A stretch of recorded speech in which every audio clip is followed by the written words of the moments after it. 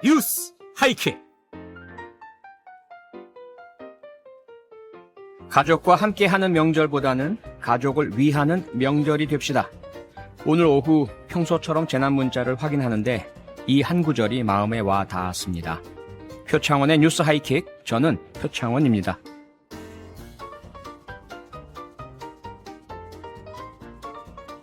이미 추석 연휴를 시작하신 분들도 많으실 겁니다.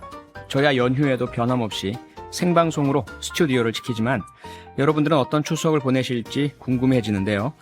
각자 계신 자리와 상황은 다르겠지만 모두 알아두셔야 할 것이 분명히 있습니다. 추석 연휴 방역 꼭 지켜야 할 것들, 잠시 후 중앙사고수습본부 연결해서 체크해 보겠습니다.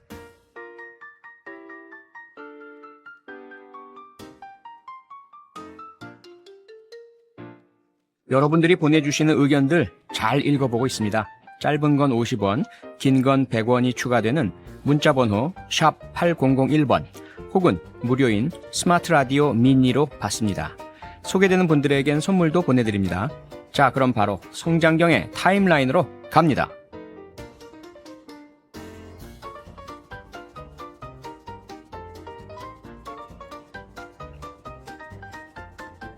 성장경의 시간은 거꾸로 흐른다.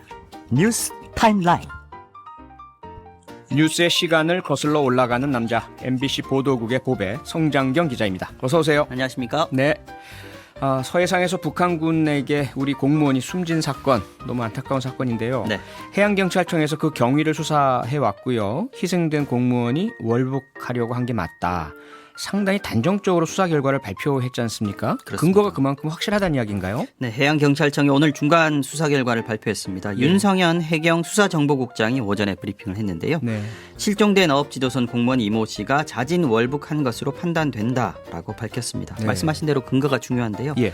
윤 국장은 해경수사관들이 국방부를 방문해서 확인한 결과 실종자만이 알 수 있는 본인의 이름과 나이, 고향 등 신상 정보를 북측이 소상히 파악하고 있었고 이 씨가 월북하겠다는 의사를 표현한 정황도 확인했다고 밝혔습니다. 네. 해경은 국방부의 협조를 받아서 자료를 확인했다고만 했고 정보의 출처, 형식 등 구체적인 내용은 밝히지 않았습니다. 네. 해경은 이어 이 씨가 당직을 썼던 조타실에서는 구명조끼를 입지 않았었다는 동료의 진술이 있었는데도 발견될 당시에는 구명조끼를 입고 있었던 점을 감안할 때 단순히 실족하거나 극단적인 선택을 기도했을 가능성은 극히 낮은 것으로 판단했다고 설명했습니다. 특히 해경은 국립해양조사원 등 4개의 전문기관과 함께 바닷물의 흐름을 분석을 했었는데요. 네. 분석 결과 이 씨가 실종될 당시의 조류는 소연평도를 중심으로 반시계 방향으로 돌았기 때문에 만약에 단순 표류였다면 이 씨가 섬의 남서쪽 방향에서 발견됐어야 하는데 그렇지 않고 네. 이 씨가 피격된 장소인 황해도 등산곶 앞바다, 그러니까 소연평도로부터 북서쪽으로 38km나 떨어진 지점까지 갔다는 것은 인위적인 노력 없이는 한계가 있다. 또 성인이 구명조끼를 입고 수영을 하면 시간당 2km 정도 이동할 수 있다. 약 17시간이면 33km, 38km 이동도 충분하다는 전문가 의견도 있다고 설명했습니다. 네. 그리고 월북의 동기 관련해서 네. 채무가 많다 이런 얘기도 있었는데요. 이것도 좀 확인이 된 건가요? 네, 사건 초기부터 채무와 관련한 이야기들이 좀 나왔었는데 네. 해경의 조사 결과로도 빚의 규모가 꽤 되는 걸로 조사가 됐습니다. 모두 3억 3천만 원의 빚이 있는 것으로 확인이 됐는데 특히 인터넷 도박으로 진 빚이 2억 7천만 원. 상당한 부분을 차지하는 것으로 확인이 됐습니다. 네. 물론 채무가 있었다는 정황만으로 월북을 단정할 수는 없다면서도 지금까지 수사 결과를 종합하면 월북한 것으로 판단된다 이런 얘기를 했습니다. 네. 어업지도선의 백골이 그 갑판에 남겨져 있던 슬리퍼 네. 이건 이 씨의 것으로 확인이 됐는데 그러면서도 정확도를 위해서 국립과학수사연구소에 유전자 감식을 의뢰했습니다. 해경은 선내 CCTV도 조사를 했는데 실종 전날까지만 저장된 뒤에 고장이 나서 예. 단서가 될 만한 내용은 없었다고 밝혔습니다. 이 씨가 실종 전날 밤에 당직 근무에 들어가기 직전에 휴대전화로 아들과 통화하면서 공부 열심히 하라라고 말한 게 실종 전 마지막 대화였다고 해경은 밝혔습니다. 네. 해경은 이 씨의 인터넷 검색 기록과 주변인들에 대한 추가 조사를 벌이는 한편 인근 해역을 중심으로 시신과 유류품을 수색하는 작업도 계속해서 하겠다고 밝혔습니다. 네, 그런데 그 숨진 이 씨의 형 가족은 이에 대해서 대단히 강하게 반발하고 있지 않습니까? 맞습니다. 오후에 기자회견도 했죠. 네, 맞습니다. 어떤 이야기가 회견에서 나왔죠? 아까 뉴스에도 잠깐 나왔습니다만 피격된 공무원 이모 씨의 형 이래진 씨가 동생은 월북한 게 아니다. 해경이 일방적으로 월북을 단언하고 있다고 주장했습니다. 이 씨는 오늘 오후 서울 프레스센터에서 기자회견을 갖기에 앞서서 기자들에게 이렇게 말하면서 해양경찰청장의 사과와 면담을 요청했습니다. 네. 또 동생의 죽음과 관련해서 해상 전문가와 대담을 한다든지 국민들 앞에서 공개 토론을 하고 싶다고도 했습니다. 기자회견에서는 동생이 업무 수행 중 실종돼 북한 영해로 표류하는 과정까지 대한민국은 무엇을 했느냐라고 비판을 했습니다. 그러면서 정부가 실종이 아닌 자진 월북으로 몰아가지만 동생의 죽음을 막을 수 있는 골든타임이 2번이나 존재했다. 동생은 국가가 구조해 줄 거라 믿음이 있었을 것이다. 라면서 반드시 진실을 규명을 해달라고 주장했습니다. 네. 이 씨는 동생이 인터넷 도박으로 2억 6천만 원 빚이 있었다라고 하는 해경의 발표에 대해서는 전혀 몰랐다라고 대답했습니다. 이 씨는 또 동생의 죽음과 관련해서 전혀 몰랐다고 말했습니다. 여기까지 네, 네. 전해드리겠습니다. 아무래도 어떤 방법으로든 가족도 납득하고 국민도 납득하는 진상 규명이 철저히 이루어져야 할 것 같습니다. 네, 아직 남았습니다. 네네. 예, 그럼 이번엔 코로나19 상황 좀 알아볼까요? 네. 오늘도 신규 확진자가 많이 줄었던데요? 네, 38명으로 또 줄었습니다. 예. 서울 같은 경우는 특히 11명으로 줄었습니다. 반가운 소식이긴 하지만 그렇다고 네. 안심할 수는 없는 거 아니겠습니까? 그렇죠. 특히 이제 추석 연휴가 가장 고비일 텐데요. 맞습니다. 방역 수칙 잘 지켜서 잘 넘기면 안전한 겨울 맞을 수 있겠다 이런 전망들도 많이 전문가들이 하시던데 네, 그 중에 또 하나 변수가 개천절 집회 아니겠습니까? 맞습니다. 그러니까 오늘 경찰은 개천절 금지 집회 개천절 집회 금지 신청을 했고 또 법원에서 오늘 판단이 나오지 않습니까? 맞습니다. 닷새간의 추석 연휴 넷째 날이 10월 3일 예. 개천절입니다.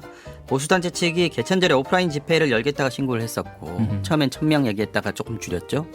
경찰이 안 된다 금지를 통보했는데요. 예. 보수단체 연합체인 8.15 비대위 여기가 이제 8.15 광복절 집회를 주최했던 곳이었죠. 네. 여기서 이제 서울행정법원에 집회금지 통고 처분에 대해서 집행정지를 신청했습니다.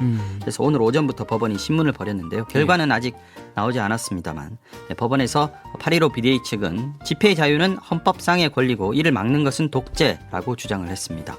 지난 8.15 광화문 집회에서 코로나19가 확산됐다는 건 과학적 근거가 없다. 이 주장도 반복했습니다. 네. 경찰은 이에 대해서 집회 금지 처분은 감염병 예방을 위해 예외적이고 한시적으로 내린 거라면서 방역 당국이 추석 연휴를 방역의 중대 기로로 보는 상황에서 불특정 다수가 모이는 집회를 여는 건 공공의 안녕에 대한 명백한 위협이라고 주장했습니다. 특히 지난달 광화문 집회에서 보듯이 집회 신고 인원을 훨씬 넘겨서 3만여 명이 운집을 했지 않습니까? 그랬죠. 이래서 다수의 코로나 확진 사례가 발생하지 않았냐. 재발 사태를 막기 위해서는 원천 금지하는 수밖에 없다. 이렇게 강조했습니다. 네. 잠시 후면은 아마 결론이 나오지 않을까 싶은데요. 예. 네. 그냥 이게 집회만이 아니라 이분들이 차량 탑승 시위 소위 네. 그 드라이브 스루 집회하겠다 이렇게 얘기하니까 경찰은 이것도 금지했지 않습니까? 맞습니다. 이 경찰의 금지 통고에 대해서도 또 집행정지 신청이 법원에 들어가 있잖아요. 네, 이 결론은 더 늦게 나올 것 같습니다. 그렇습니까? 오후 4시부터 신문을 시작했다고 하는데 이게 같은 행정법원이지만 재판부가 다릅니다. 네. 그리고 제기한 측도 다르고요. 앞에서는 행정 13부에서 재판을 하고 이 건은 행정 5부가 판단을 하게 되는데요. 네. 개천절 차량 시위 일명 드라이브 스루 집회를 준비 중인 새로운 한국을 위한 국민운동이라는 단체입니다. 이게 새 한국이라고 줄여서 부르는데요. 네. 경찰을 상대로 역시 집행정지 신청을 낸 겁니다. 새 한국은 차량 시위는 코로나19와 아무 상관이 없다면서 해당 집회를 금지하는 것은 헌법에 위배된다라고 주장했습니다. 네. 이들은 개천절 오후에 여의도에서 광화문 광장 거쳐서 서초 경찰서까지 차량 200대 규모의 행진을 하겠다 이렇게 신고를 했다가 역시 금지 통고를 받았습니다. 네. 대면 집회보다 더 첨예한 논쟁이 좀 벌어질 걸로 예상되는데 이게 아무래도 밖에 나오는 상황이 아닐 수 있기 때문에요.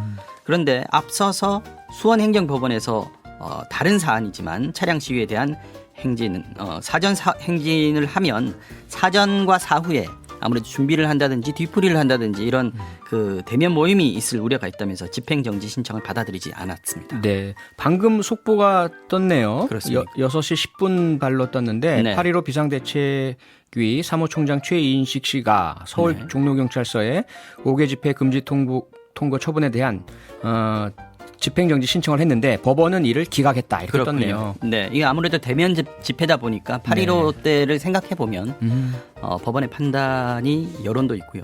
네. 맞지 않나 싶은 생각이 드네요. 드라이브 스루 집회는 조금 더 기다려봐야 법원의 결정이 나오겠고요. 그렇습니다. 네. 예, 사고 소식 하나 한번 살펴보죠. 네. 부산에서 엘리베이터 사고가 또 났네요. 네. 갑자기 위로 급상승하는 아찔한 사고. 네. 다행히 다친 사람은 없었다고요? 급추락만큼 급상승도 생각해보면 정말 아찔하지 않습니까? 아, 다행인데 인명사고가 없어서요. 네. 그 충격이 컸을 것 같습니다. 부산 남구에 있는 25층짜리 아파트에서 어제 저녁 7시쯤에 일어난 일인데요. 40대 엄마와 7살짜리 딸이 7층에서 엘리베이터를 타고 1층으로 내려왔습니다. 네. 그런데 엘리베이터가 1층에 도착하는 순간 갑자기 위로 급상승하기 시작했습니다. 계속 올라가다가 맨 꼭대기층 25층 그리고 옥상 그 사이 공간에서 멈춰섰습니다. 어이구. 그 놀란 상황에서 그로부터 또 2시간이 지난 밤 9시 4분에서야 모녀가 구조가 됐는데요. 정신적으로 큰 충격을 받은 걸로 알려졌습니다. 그러게요. 엘리베이터가 중간에 멈춰서는 고장은 뭐 가끔 일어나고요. 저도 네. 겪어봤습니다만 이 제일 꼭대기층이나 제일 아래층을 지나서 계속 움직인 경우에는 네. 이게 중대 고장으로 분류된다고 합니다. 이게 이탈할 가능성이 있기 때문이죠. 예. 2013년 이후에 설치된 엘리베이터에는 급상승이나 급추락 막기 위해서 자동으로 작동하는 그 안전 장비가 있다고 하는데 이번에는 작동하지 않은 거잖아요. 아하. 그래서 그 전에 설치를 한 건지 엘리베이터를요. 네. 안전 장비가 고장이 난 건지 밝혀져야 할 걸로 보입니다.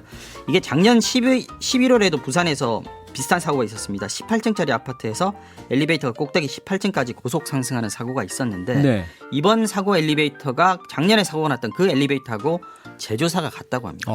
다만 현재 이 업체가 유지 보수를 담당하지는 않고 있다고 하는데요. 예. 경찰과 한국승강기 안전공단에서 현장 조사를 지금 벌인다고 하니까 이게 관리 소홀 때문인지 아니면 엘리베이터의 구조적인 결함 때문인지 좀 밝혀져야 할 걸로 보입니다. 무엇보다 7살 어린이 좀 정신적인 안정이 필요해 보이고요. 엄마도 그렇겠지만 이게 상상해 보면 정말 끔찍한 일이죠. 끔찍하죠. 네. 큰 충격 받았을 것 같아요. 네. 다시는 이런 일 없어야 되겠습니다. 네, MBC 보도국의 성장경 기자였고요. 추석 연휴 때는 안 오시죠? 네, 그렇습니다. 쓸쓸히 스튜디오를 네. 지키시겠네요. 네, 혼자 잘 지키겠습니다. 다음 주 월요일에 네. 뵙겠습니다. 네, 월요일 뵙겠습니다. 고맙습니다. 여러분은 지금 표창원의 뉴스 하이킥과 함께하고 계십니다. 이어지는 코너도 기대해 주세요. 오늘 퇴근길부터 사실상의 추석 연휴가 시작됐는데요. 올해 추석은 여느 때와는 크게 다릅니다. 바로 코로나19 때문이죠. 추석 연휴 가족 모임과 여행을 통한 확산 우려가 계속 제기되고 있고요. 정부는 어제부터 2주 동안을 추석 특별 방역 기간으로 정했습니다. 관련해서 윤태호 중앙사고수습본부 방역총괄반장과 얘기 나눠보겠습니다. 반장님 안녕하세요. 네, 안녕하세요. 네, 중앙사고수습본부는 추석 연휴 때도 계속 일을 하시겠죠, 당연히. 네, 코로나19가 쉬지 않기 때문에요. 아. 저희는 계속해서 일을 해야 되는 상황입니다. 네, 코로나19 보고 좀 쉬라고 할까요? 그렇게 해주시면 감사하겠습니다. 아이고, 네. 뭐 네. 가벼운 농담 한번 긴장 풀어드리려고 했는데 네. 여러모로 너무 감사하고요. 국민 여러분도 늘 감사하고 있다는 거 잘 알고 계시죠? 네, 뭐 오히려 저희가 국민들께서 적극적으로 협조해 주셔서 더 감사한 그런 입장입니다. 네. 중앙사고수습본부의 노력 또 국민 여러분의 참여 덕분에 코로나19 신규 확진자 이틀 연속 50명 아래로 크게 떨어졌지 않습니까? 네, 네. 어떻게 현 상황 보고 계십니까? 네, 일단 뭐 저희가 50명 아래로 떨어진 부분에 대해서는 뭐 어떤 그 부분도 중요하지만 계속해서 확진자 수가 지금 이제 감소 추세에 있어서 네. 아무래도 국민들께서 적극적으로 참여해 주시고 협조해 주신 결과가 조금씩 나타나고 있다라고 판단이 들고요. 네. 다만 이제 아직까지는 저희가 경계를 해야 되는 그런 상황인 것 같습니다. 특히나 고연령층들이 많은 요양시설이나 방문 판매 등에서 계속해서 발생을 하고 있었어요. 네. 이런 부분들은 저희가 또 주의를 해야 되는 그런 상황들인 것 같습니다. 네. 이런 가운데 추석 연휴 가장 중요한 분기점 아니겠습니까? 네, 그렇습니다. 긴장 많이 하고 계실 텐데 어떤 부분을 가장 우려하고 계십니까? 저희가 그 5월과 8월을 겪으면서 네. 휴가라는 기간이 거치면서 확진자 수가 그 전까지는 상당히 안정화되었다가 휴가 기간을 거치면서 아무래도 이동량이 많다 보니까 확진자 수가 이제 늘어나는 그런 상황들을 이제 계속 반복을 했는데요. 네. 이번 추석 연휴는 5일을 하기 때문에 그리고 추석의 특성상 이동이 아무래도 뭐 저희가 자제를 말씀을 드리지만 증가가 될 수 있는 부분들이 가능성이 높아서 네. 저희가 추석 연휴 거치면서 또 확진자 수가 증가하지 않을까 이런 부분이 가장 우려하는 부분입니다. 네. 시민들께서도 중앙사고수습본부의 방역 수칙 잘 알려주시면 아마 잘 계속 따라주고 계시지 않습니까? 네네 그렇습니다. 네, 그래서 어제부터 2주간 정하신 네. 추석 특별 방역 대책 네. 이 달라지는 거 한번 좀 네. 설명을 해주시면 감사할 것 같습니다. 네. 그 전에 일단 기본적으로 추석 방역 기간에는 2단계 수준을 유지를 하는데요. 네. 그 2단계 수준에서 가장 핵심적인 사항이 실내에 50인 이상, 그 다음에 그 실외에는 100인 이상 일단 모이지 마시라. 그냥 집합 금지 부분이 가장 특징적인 거고요. 네. 다만 이제 추석 연휴 기간 동안에는 아무래도 집에서 쉬시기를 저희들이 권유를 드리지만 네. 아무래도 또 집에서 5일간 계속해서 있으시기는 어렵기 때문에 특히 이제 수도권 같은 경우는 국공립 시설 운영 부분들을 일단 운영은 하되 좀 더 안전하게 할 수 있는 부분들, 그 다음에 유흥시설이나 방문 판매와 같은 부분들은 여튼 비수도권 지역이라도 하더라도 좀 집합 금지를 하는 부분들이 있고요. 네. 또 시장이나 마트 등에 대해서 또 이동을 많이 하시기 때문에 이 부분과 관련되어서는 방역 수칙을 엄격하게 준수를 하는 그런 어떤 현장 점검 이런 노력들이 이제 같이 이루어지고 있습니다. 네. 아무래도 지금도 고속도로가 많이 붐비던데요, 보니까. 네네. 고속도로 많이들 이용하실 텐데 휴게소 이용해서 유의할 점 있지 않습니까? 네네. 어떤 것들이 있을까요? 크게 세 가지를 말씀을 드리고자 하는데요. 일단 짧은 시간 동안 머무르시기를 권고를 드리고요. 네. 그다음에 머무르실 때는 마스크 착용이나 거리두기를 준수를 해주시고, 특히 휴게점에 들르실 때 음식을 이제 드시는 경우가 있는데 음식은 포장해서 가져가셔서 드시기를 저희들은 권고를 드립니다. 네. 앞서도 이제 추석 관련한 시장 마트 유의사항 말씀을 주셨는데 네. 음식 준비하셔야 되고 차례상 준비도 하셔야 되고 시장 네. 마트 이용을 할 수밖에 없지 않습니까? 네, 그렇습니다. 많은 분이 네. 또 몰리시게 되고요. 여기에 대해서 어떤 대책을 혹시 지금 세우고 계십니까? 아무래도 이제 전통시장과 마트 같은 경우는 결국에는 이제 집중적인 저희들이 이제 방역을 취하고 있고요. 특히 이제 정기적인 소독이라든지 아니면 지자체에서 현장 점검을 강화하고 네. 또한 전통시장 같은 경우는 이제 방역 물품을 지원을 해서 자체적인 방역이 좀 이루어질 수 있도록 저희들이 이제 조치를 하고 있고요. 네. 또 하나는 이제 비대면 판매를 저희들이 좀 지원을 하고 있습니다. 그래서 온라인 쇼핑이라든지 홈쇼핑을 통해서 소상공인들이 판매를 할 수 있도록 하는 지원들을 해서 네. 꼭 이제 마트나 전통시장을 가지 않으시더라도 온라인을 통해서 제수용품 같은 거를 구매를 하실 수 있도록 그렇게 저희들이 대책을 마련하고 있습니다. 네. 정부에서 이번 추석을 비대면으로 치르자 다양한 홍보 또 안내 말씀 주시고 계신데 네. 그러다 보니까 이제 지자체나 고향에 계신 부모님들도 오지 마라 이렇게 해주시잖아요. 네. 네. 그런데 축항스라는 말이 나오고 있는 것처럼 이렇게 여행들을 많이 가시는 것 같아요. 네. 공항도 많이 붐비는 것 같고요. 이 네. 부분에 대한 대책은 어떻게 세우고 계시죠?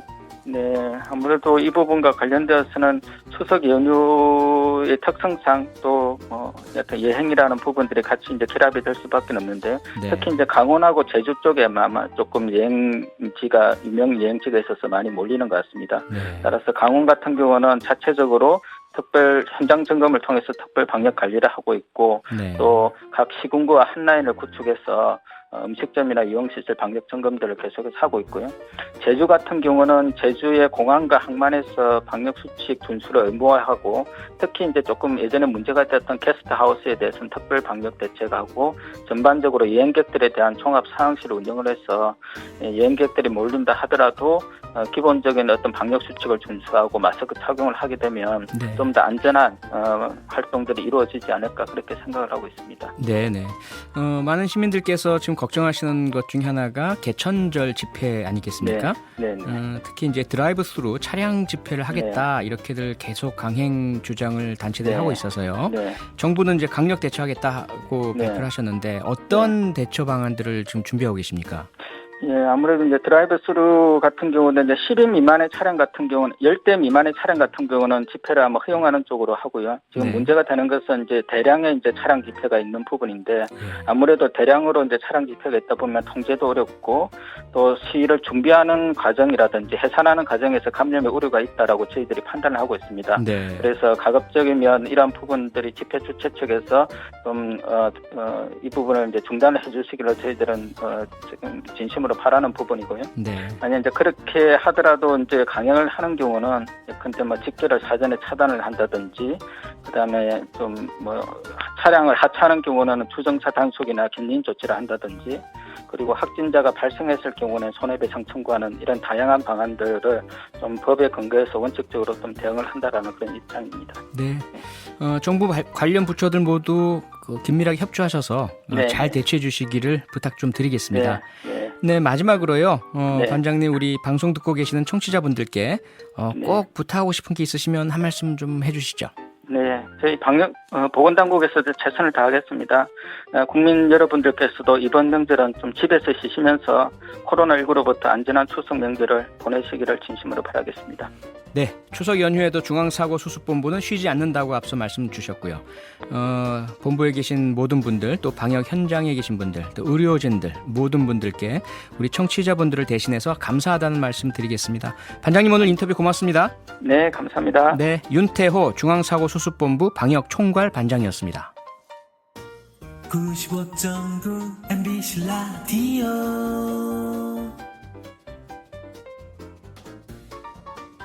경제를 바라보는 다양한 시선. 여기서 받아보세요. 구독, 경제.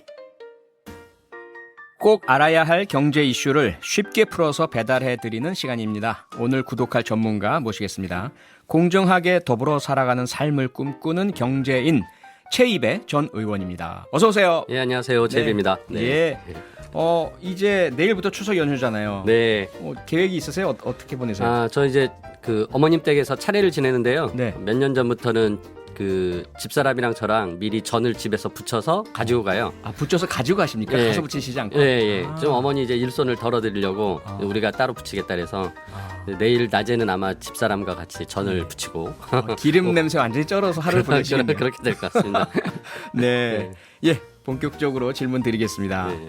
법무부가 어제 집단소송제 및 징벌적 손해배상제를 확대 도입하는 집단소송법 제정안과 상법 개정안을 입법 예고했습니다.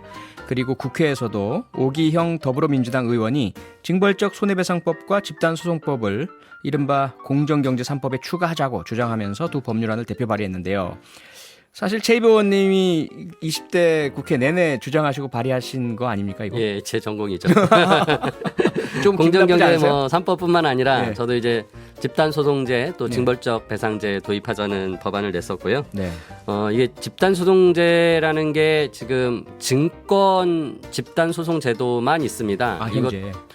이것도 제가 그 예전에 이제 시민사회에서 이제 그 재벌개혁운동, 경제민주화운동 하면서 한 7, 8년 동안에 열심히 입법운동을 해서 만들어낸 결과였는데요. 2005년에 그래서 만들어졌는데 예.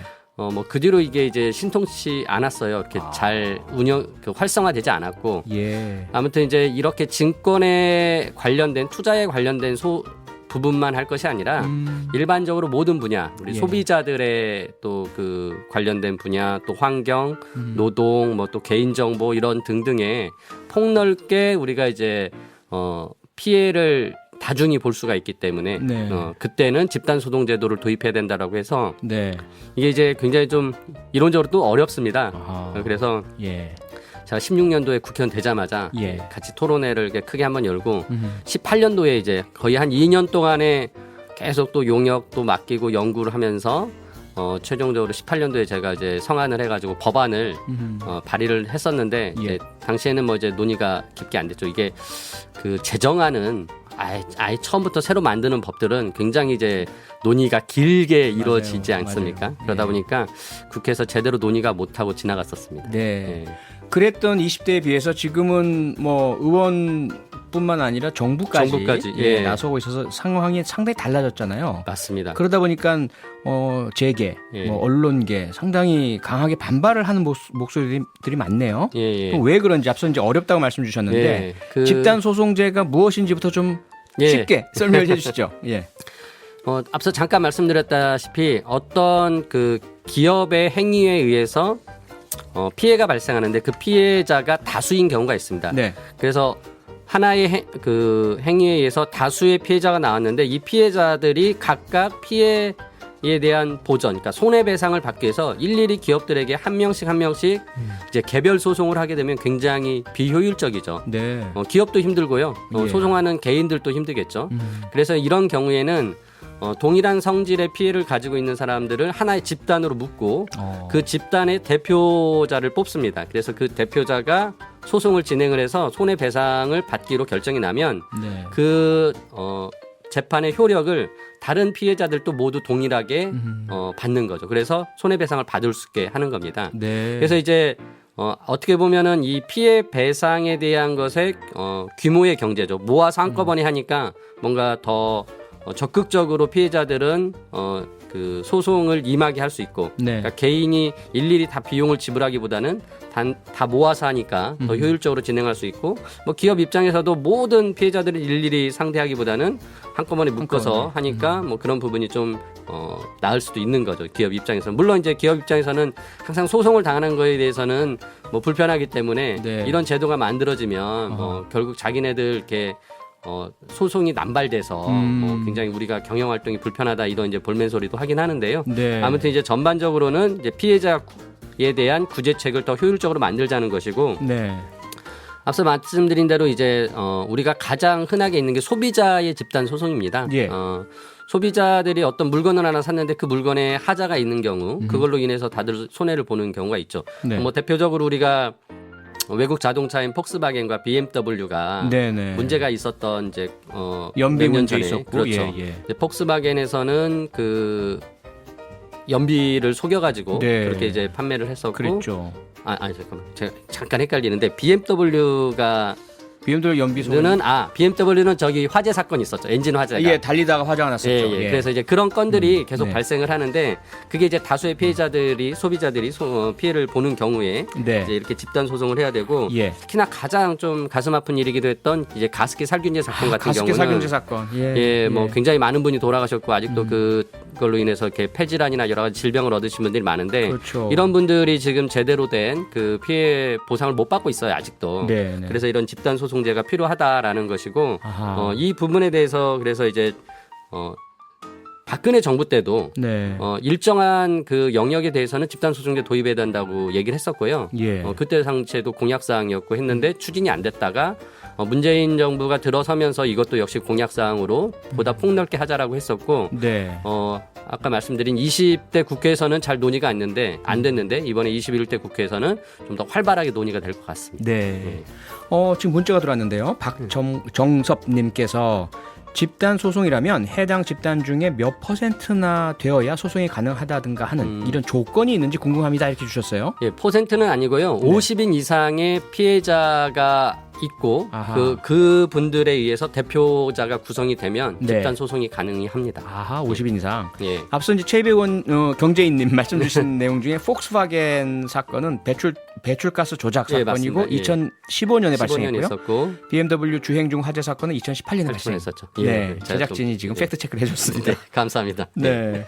자, 그러면 앞서 이제 소비자도 좋고 기업도 뭐 여러 명 상대하는 것보다 한 번 상대하는 게 낫다는 말씀을 주셨는데, 예. 근데 기업은 상당히 반대를 하잖아요. 예. 그 기업이 반대하는 이유는 뭐로 볼 수 있을까요? 결국 이제 피해자들이 한 명 한 명 소송을 할 유인이 크지가 않을 때는 네. 소송이 안 될 수가 있죠. 아예 안 할 텐데. 예, 그러니까 특히나 뭐 예를 들어서 가습기 살균제 같은 경우는 굉장히 피해를 심각하게 입었기 때문에 그 소송을 다들 이렇게 개별적으로라도 진행을 하시게 되는데 예. 예를 들어서 뭐 그렇게 피해가 나한테 크게 나타나지 않는다. 예를 들어서 개인정보 유출 사건들이 종종 있는데 네네. 그럴 경우에는 나의 피해액이 얼마인지도 솔직히 잘 모르겠고 피해를 보긴 봤지만 그거 얼마 안 되는 피해 보상을 받기 위해서 내가 소송을 하기는 어렵잖아요. 아하. 예. 그런 경우는 이제 소송이 안 되는데 예. 이거를 집단으로 묶어서 같이 소송을 할 수 있다고 하면 하겠죠, 사람들이. 네. 그래서 이제 기업들 입장에서는 어떻게 보면은 발생하지 않을 소송이 발생도 할 수 있고 그래서 예. 나를 내 경영 활동을 불편하게 만들 수도 있겠구나라는 우려를 하기 때문에 집단 소송 제도에 대해서는 기업 경영 활동을 유축시킨다라는 지금 이유로 반대를 하고 있는 거죠. 네네. 예. 그러니까 일어나지 않을 소송도 집단 소송제가 도입되면 일어날 수 있겠다라는 것이 상당히 명확하게 와닿는데요. 예. 그 이외에도 그 소송이 이루어져서 드는 소송 비용도 상당히 만만치 않을 텐데 그렇죠. 이긴다 하더라도 이게 집단 소송의 대상이 되면 언론에 크게 보도될 거 아니겠습니까? 네, 그러면 맞습니다. 그 기업의 이미지도 많이 떨어질 테고 예. 기업 입장에서 걱정하는 것은 또 타당해 보이네요. 예, 그렇죠. 근데 이제 뭐 결국은 왜 이런 소송을 당하게 되느냐? 결국 네. 뭔가 기업이 그 잘못된 제품을 만들거나 문제를 발생시킨 거죠. 불법 행위를 통해서 소비자에게는 손해를 끼친 행위를 했기 때문에 이제 된 것이고 그래서 네. 사후적으로 이게 소송을 통해서 뭐 손해배상을 하는 것도 되겠지만은 이런 제도가 도입됨으로써 기업이 더 물건을 문제없게 잘 만들고 네. 예, 불법 행위를 하지 않으려고 노력하고 환경 오염을 시키거나 이러지 않으려고 노력하는 또 사전적인 예방의 효과도 있습니다. 아하. 예, 그래서 이제 그런 면에서는 뭐 집단 소송 제도가 꼭 사후적인 피해 구제책이라고 생각하기보다는 네. 사전적인 예방을 예방으로. 위해서라도 필요한 제도다라고 생각을 합니다. 예. 앞서 최이배 의원께서 이제 이미 증권 관련돼서는 집단소송제가 일부 도입이 됐었다. 네, 맞습니다. 그런데 이것을 이제 확대하는 거다 이렇게 말씀 주셨잖아요. 예. 그럼 대상 확대라는 게 무한정인가요? 뭐 어떤 제한이 지금 정부안은 특별히 그걸 범위를 정해놓지 않아서 아. 다 됩니다. 예. 예. 그러니까 누군가가 기업의 어떤 제품이나 또는 서비스로부터 발생한 또는 그 안에서 어떤 경영 행위로 인해서 발생한 피해가 50인 이상이 되고 네. 그 사람들이 그 피해가 명확하게 인정이 된다면 집단 소송을 할 수 있는 거고요. 아하. 예를 들어서 제가 이제 아까 환경 문제 같은 경우도 네. 뭐 예전에 이제 페놀 그 유출 사건이 있었잖아요. 예, 예, 강에 예. 낙동강에 맞아요. 폐수를 흘려보내면서 네. 그래서 그 강물이 오염되고 상수원이 오염돼서 시민들이 피해를 봤단 말이에요. 대구 시민들 많이 피해봤어요. 예. 예, 예. 그때 시민들이 모여가지고 집단 소송을 할 수도 있었던 거죠. 아하. 지금의 그 제도가 있었다고 한다면, 그 예. 집단 소송 제도가 있다고 한다면 그런 식으로 환경 문제도 가능하고요.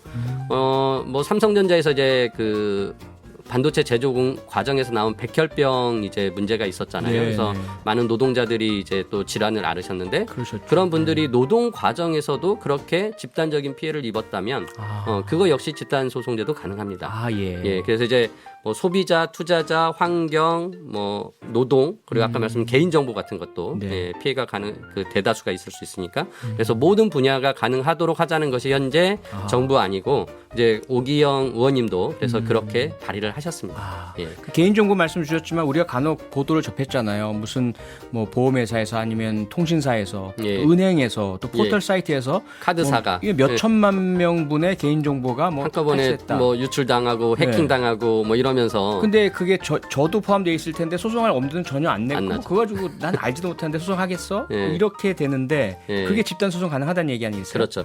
그래서 이제 그 집단 소송의 방법이요. 네. 조금 이제 이론적으로 좀 들어가서 그 옵트인과 옵트아웃 제도라는 게 있습니다. 예. 이제 옵트인 제도는 소송할 사람들 피해 본 사람들 모의세회 가지고 딱 그 사람들만 모아가지고 잠깐만요. 소송을 하는 그 부분을 지금 질문을 주셨거든요. 예. 1289님께서 예. 집단 소송 결과 손해배상 판결이 나면 집단 소송에 참여하지 않았던 당사자도 같은 손해배상을 받을 수 있나요? 5719님도 그렇고 여러분이 같은 질문 주셨거든요. 예, 맞습니다. 그거 좀 설명 주시는 지금 거죠? 그거 설명드린 건데요. 예, 예, 예. 앞서서 이제 대표 당사자가 모아져서 그 처음부터 뭐 집단을 구성할 때 네. 소송할 사람을 모아야 되잖아요. 예, 예. 그러니까 소송인 명단을 만드는 그 과정에서 그 들어온 사람만 소송의 효력을 같이 누리면은 그게 옵트인 제도입니다. 그래서 이거는 예를 들어서 우리가 환경 문제로 인한 피해는 솔직히 좀 애매하죠. 내가 지금 피해를 입었는지 안 모를 수가 입었는지, 있잖아요. 내가 대상이 되는지 안 되는지 모를 수도 있고, 그렇죠. 그런 경우에는 그 불특정하기 때문에 옵트인 제도가 불가능하죠. 아하. 그래서 이제 우리가 일반적으로 옵트아웃 제도라고 합니다. 그래서 네. 그냥 일단 50명 이상 모이면 소송이 가능하고 그 판결이 나왔을 때 나중에 거기에 소송인 명단에 안 들어갔었지만 네. 나 동일한 그때 피해를 입은 사람이라고 다시 확인받으면은 아하. 그 사람 손해배상 받을 수 있습니다. 예. 그래서 이제 미국의 제도는 옵트아웃 제도를 하고 있는데요. 네. 아까 말씀드린 대로 이제 이 옵트아웃 제도는 그 대상을 처음부터 특정하기가 어렵기 때문에 조금 열어놔야 되는 상황이고 그런 경우에는 이제 우리가 그 독일하고 일본에서 조금 다른 방식으로 네. 책임 확인 소송이라는 걸 합니다. 그거는 그 대표자를 모아서 하는 게 아니라 뭐 소비자 단체 또는 환경 단체 이런 좀 단체가 네. 전문성을 가지고 있는 단체가 그 먼저 이 기업이 이런 문제를 만들어내서 뭐 시민들에게 피해를 끼쳤습니다라는 걸 확인받는 거예요. 그러니까 손해배상을 해달라는 것의 근거를 명확하게 법원으로부터 확인을 받으면 그 이후에 이제 개인들이 그 내용을 알고 가서 예. 아 그럼 내가 그때 해당될 수 있었던 거였네라고 가서 개별로 손해소송을 또 해가지고 아하. 손해배상을 받을 수 있게 하는 것. 이제 이거는 이제 또 다른 방식이거든요. 그래서 네네. 이제 지금 오기영 의원님이 내놔는 옵트아웃 제도와 책임 확인 소송 제도를 둘 다를 같이 넣습니다. 네. 그래서 뭔가 이 피해 구제의 사각지대가 없게 만들겠다라는 네. 방식으로 지금 해놨는데요.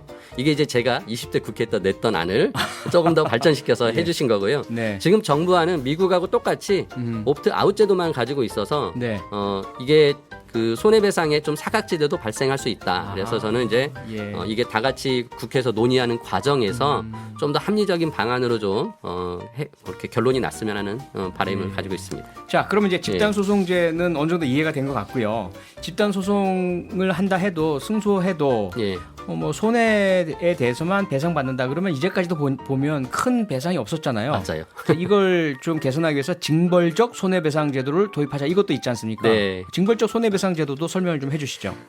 이제 우리나라 법원이 그 실손해액 배상 원칙을 가지고 있습니다. 그래서 내가 예를 들어서 뭐 자동차를 샀는데 이 자동차에 어떤 하자가 있어서 그걸로 인해서 피해를 입었다라고 하면은 이제 보통 그 뭐 부품의 교체를 위한 비용이나 또 내가 이용하다가 어떤 사고가 났을 때 사고로 인한 어떤 그 피해에 대한 보상 딱 네. 그 정도 수준의 실손액 배상을 하는데 네.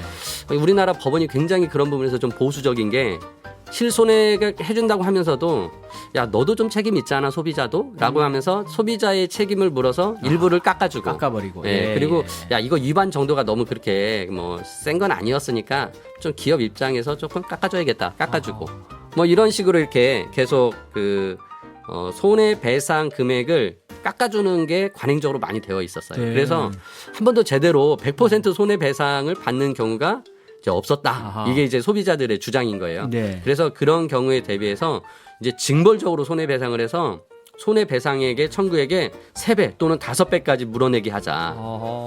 그렇게 해야만이 이 기업이 불법 행위를 통해서 이런 손해를 끼치는 행위를 안 하고 예. 또 막상 손해를 입은 피해자 입장에서도 음. 그 부분에 대해서만큼은 명확하게 손해배상을 받을 수 있는 거 아니냐라고 네. 해서 이제 징벌적 손해배상이라는 것을 아하. 도입하자라는 겁니다. 네, 네. 그래서 이제 징벌적 손해배상은 뭐 꼭 집단 소송 제도뿐만 아니라 손해배상이라는 것이 이루어지는 법적 절차에서 네. 뭐 할 수 있는 것으로 지금 부분적으로 도입되어 있습니다. 네. 그럼 징벌적 뭔가 잘못했기 때문에 발생한 손해보다 훨씬 더 많은 3배, 5배 말씀 주셨는데 네. 그렇게 배상을 한다라고 하니까 지금 어떤 얘기들이 나오냐면 뭐 조금만 잘못해도 예를 들어 펀드나 보험을 뭐 조금 그 약관에 뭐 오기나 이런 게 있는데 이게 발견되면 막 징벌적 손해배상 5배까지 물리고 이거 기업 죽이는 거다 이런 말이 있는데 이제 어떻게 된 겁니까? 그게 이제 오해인데요. 네. 징벌적 손해배상을 하게 되려면 예. 진짜 고의로 기업이 고의로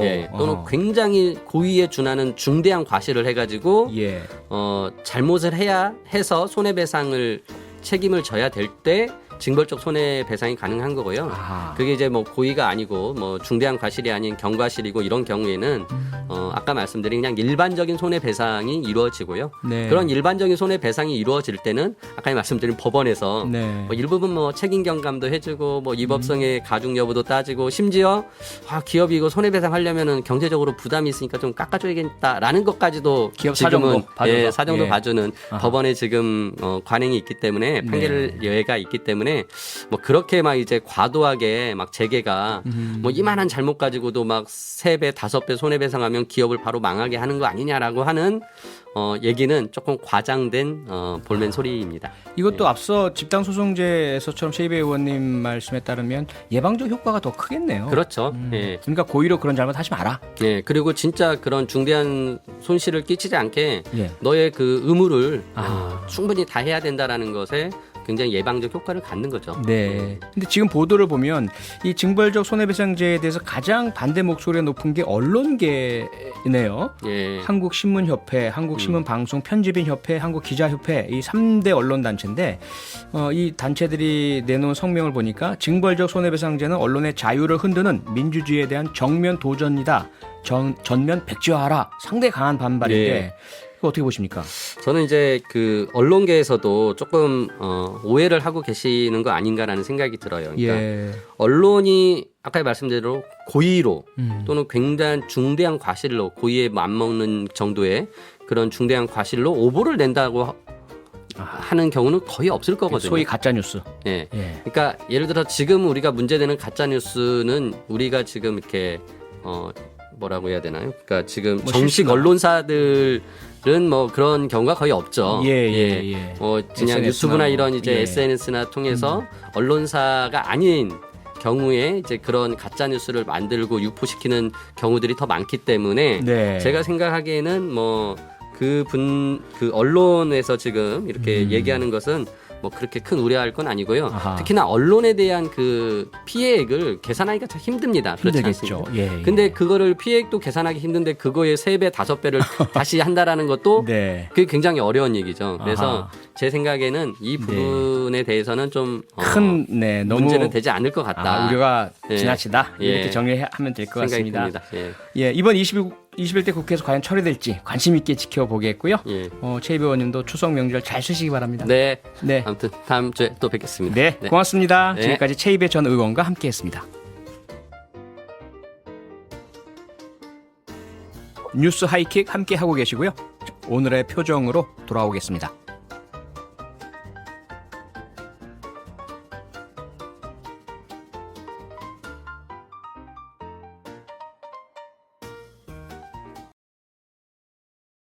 수 있었지만 이제는 무력해질 수밖에 없습니다. 분명히 그는 사람을 구합니다. 도대체 무슨 권리로 그들이 당신에게 그런 말을 해야 합니까? 어떻게 이렇게 배은망덕한 사람들이 있을 수 있나요? 불공평해요. 그는 내 머리를 쓰다듬으려고 손을 뻗었지만 멀리서 고양이 한 마리가 털을 쓰다듬고 있었습니다. 그것은 단지 특별합니다. 대부분의 사람들은 여전히 의사들에게 매우 감사하고 있습니다. 휴게실 문에서 남자 의사의 노크 소리가 들렸다. 명판에는 정신과라고 적혀 있습니다. 멀지 않은 곳에 로앙차우를 입력하세요. 약은 제 시간에 맞춰 복용하시나요? 아니, 나를 좀 봐주세요. 그녀는 돌아왔다. 그런 다음 로앙차우가 나타났습니다. 환각은 재발의 신호입니다. 환각이 아니라 필요합니다. 그녀는 바로 내 옆에 있습니다. 로앙차오. 죽은 사람은 부활할 수 없습니다. 당신은 의사입니다. 당신은 물질주의자여야 하며 확고부동하고 결단력이 있어야 합니다. 이 세상에는 귀신도 있고 귀신이 사람보다 낫다고 고집스럽게 말했습니다. 그녀는 전혀 무섭지 않습니다. 상대방은 한숨을 쉬며 어깨를 두드렸다. 당신은 오래된 동급생입니다. 나는 당신에게 조언합니다. 불필요한 위험을 피하기 위해 직장에서 당신의 건강 상태를 공개하지 마십시오. 사진으로 결혼했다는 사실을 다른 사람들이 안다면 어떻게 믿겠습니까? 나는 갑자기 심연에 빠졌다. 셰냥 차우의 사진과 결혼했습니다. 아, 나 진짜 결혼했어요. 해결해보는 게 어때요? 마치 그는 조용히 블루의 셔츠를 벗고 나를 그의 사무실의 작은 공간으로 데려갔습니다. 벽은 그가 태국, 인도네시아, 밀라노, 파리 등 전 세계에서 찍은 사진으로 가득 차 있었습니다. 그는 여러 곳을 다녔다. 그래서 저는 소리를 지르지 않을 수 없습니다. 나를 보세요. 나는 여행 중이 아니고 당신을 찾고 있습니다. 나는 그 안에 있습니다. 문득 졸업식을 앞두고 그가 우연히 나에게 묻던 것이 생각났다. 장민 노이에트.